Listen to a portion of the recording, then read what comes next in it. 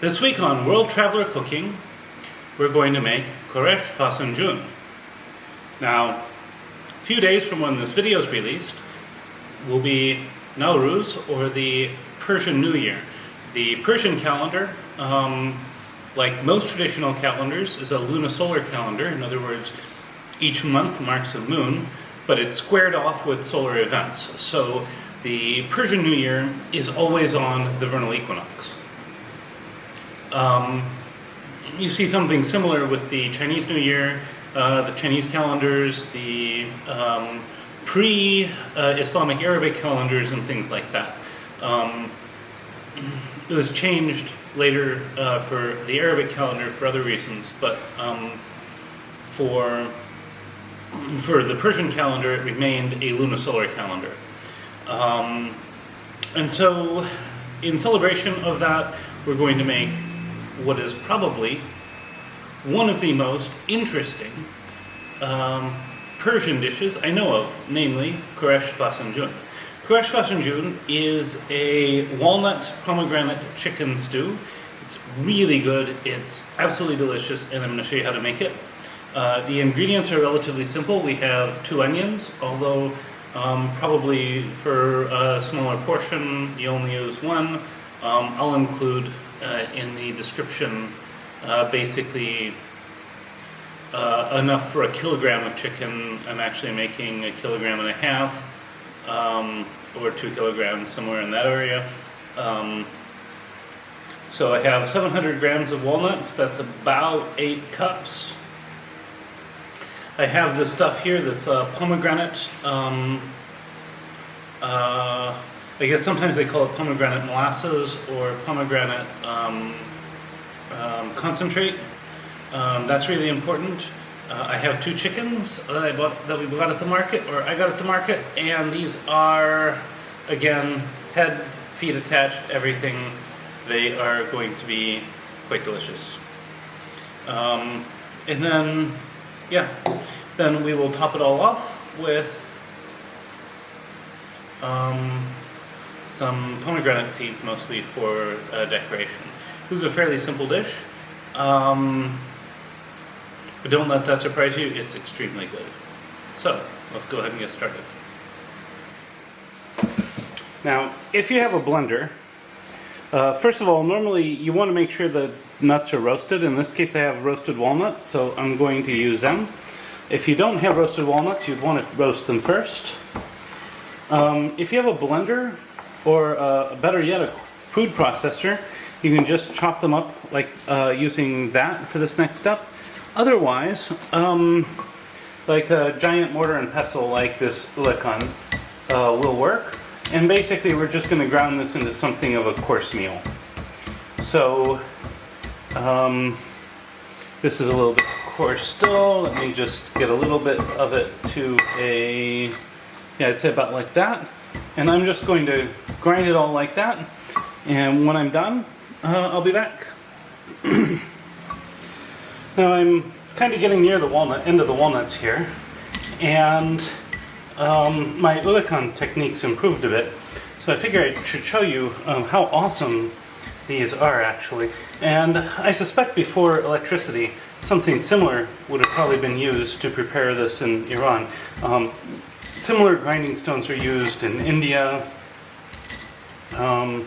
many other places. And so if you don't have a food processor, this would probably be, this is probably the more traditional approach. But you can see that if you just kind of put pressure and slide it across the nut, it really makes quick work of these. And so I'm just going to finish these up, and then I'll be back and we'll deal with the chicken. So now, I didn't mention this in the ingredient set, but I'm adding about 2 tablespoons of butter here to saute the onions. And I'm going to melt this, and as soon as it's melted, I'm going to add the onions in. And I'm going to saute them until they are nicely translucent. You can even do it longer and caramelize them a bit if you like. So now adding our onions. And I'll just stir this for a bit. We'll cook them until they're translucent, and then we will add the chicken. Some people like to add bay leaves at this point. I'm probably going to add some salt at this point, but I haven't seen that in any recipe. Now, one thing about this dish is that you typically get a lot of oil at the top at the end, kind of like you would with a rendang. This is actually all from the walnuts, or mostly from the walnuts. And it's very good for you. So I'm going to let these cook until they're translucent, and then I'll be back. So now the onions are nicely translucent and starting to brown a little bit. So I'm going to start to stir in my chicken, and we're going to cook this for a little bit. And once I have it all in and cooked for a few minutes, then I'll come back. So now I've added this here. I'm going to stir it a few more minutes to sear it, and then I'll add probably 1 to 2 liters of water. And I'll just kind of let it stew for about half an hour. So now this has been boiling and steaming for about half an hour. I'm going to take the chicken out, I'm going to pour the broth off, and we'll get to the next step. So now I'm going to start with a liter of water. And some people add this to a little bit of a roux to thicken it. But nuts thicken things very well, and these powdered nuts should do a very good job there, so I'm not going to add the flour. So this is just starting to boil, so I'm going to start to pour in some of the nuts, stir them in, pour in more, stir them in, keeping it all nice. And now some people like to puree the water and the nuts in a food processor together before you get started to make the paste. You can certainly do that, but I think you lose something in this process here. So now we're going to turn this about as low as we can, and we're going to let it cook until we start to get a layer of a layer on top, not like this foam, but you'll see. Now, it's really important to keep stirring this because the nuts will sink to the bottom, and if you're not careful, will burn. So we're going to keep stirring it, but we'll pause for a little while periodically, and we will check for this layer of oil. And I'm just seeing the beginnings of one, but it needs a little longer. So I'm going to keep this up for a little longer, and then I will be back. But just keep in mind, you do need to keep stirring this. So now I can see a layer of oil droplets forming at the top. I could probably let this go longer if I really wanted to, but I'm going to start the next step, which is I'm going to add the pomegranate. Now, if I were just using the pomegranate stuff from the store, I'd probably use about 2 cups. But I'm told that this is super concentrated. So I'm actually going to only use eyeballing at about half a cup. So if you're wondering why the recommendations in the description and what you see me doing are different, that's why. And I'm going to stir this all together.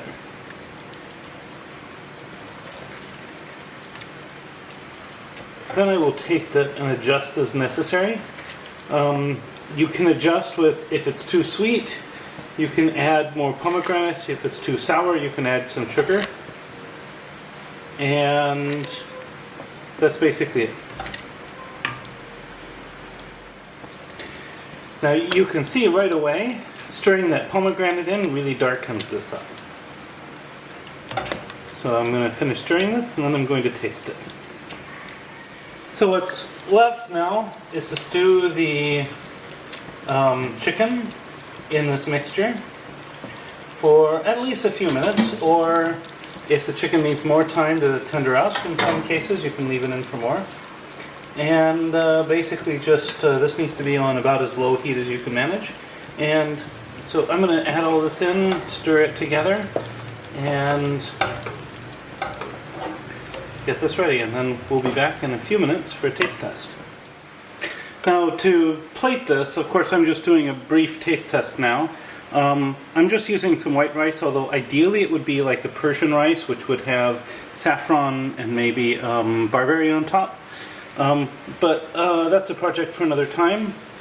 So I'm just going to take just a little bit of this here, and going to add a little bit of the sauce on top of the rice, and then I'm going to garnish it with some pomegranate.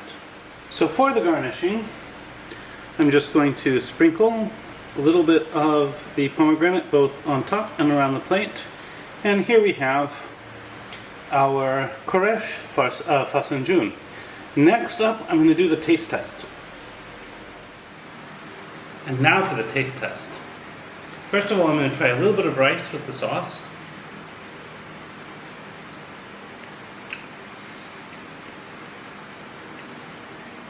That's pretty good, and in fact, if I were trying to make a vegan version, I'd probably just omit the chicken and onions and do the walnuts and pomegranate, and be just fine.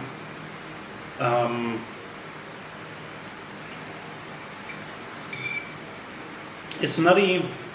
There's just a hint of bitterness to it from the pomegranate.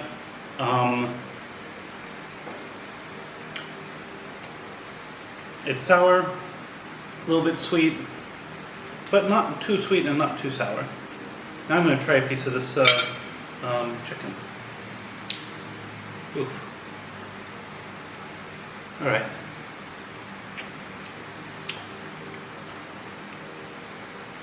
Now that's delicious.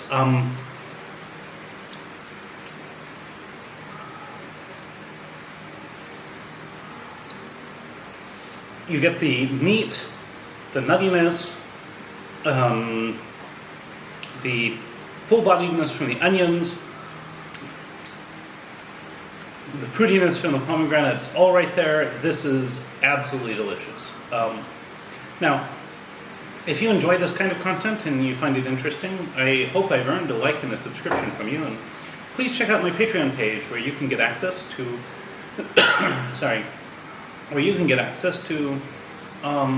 early release content, sometimes 3 to 5 months before it becomes public. So a lot of extra stuff there. Feel free to check it out if you like what I do and you want to support it. Sorry, I seem to have inhaled a piece of walnut. And if you cook this dish and you do it differently, I'd love to hear about all the differences in the comments. I think that is just a wonderful thing in terms of us sharing techniques as cooks. At any rate, recipes in the description. Bon appetit, and see you next week.